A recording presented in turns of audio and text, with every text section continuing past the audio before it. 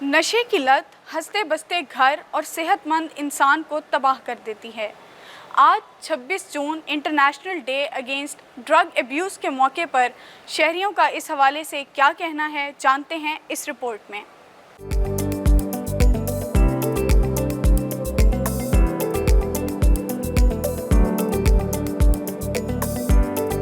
अगर ट्रीटमेंट की बात करें, ट्रीटमेंट आगे बड़ी दूर की बात हो जाती है। हमें चाहिए कि हम प्रिवेंशन को ही लेके चलें, क्योंकि ये बेस्ट हल यही है। और अब जबकि थीम इस साल का यही है कि पीपल फर्स्ट, लोगों को सामने रखें, लोगों को देखें और stop stigma and discrimination and strengthen prevention के जितने काम हैं हम बेसिकली प्रिवेंशन को ही फोकस करते हैं।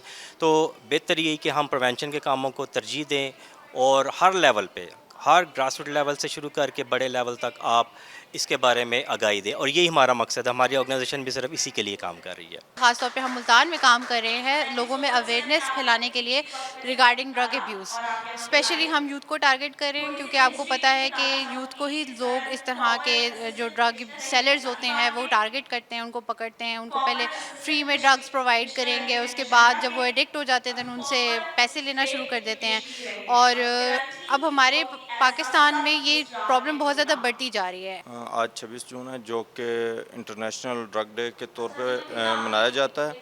इसके हवाले से हम अपना पैगाम यही देना चाहेंगे कि हम अपनी यूथ को जितना हो सके इससे पाक रखें, अपने माशरे को इससे पाक रखें, क्योंकि जितनी हमारी यूथ हेल्थफुल होएगी, सेहतमंद होगी, उतना ही हमारा पाकिस्तान फूलेगा, बढ़ेगा और तरक्की की राह पे गमज़न होगा।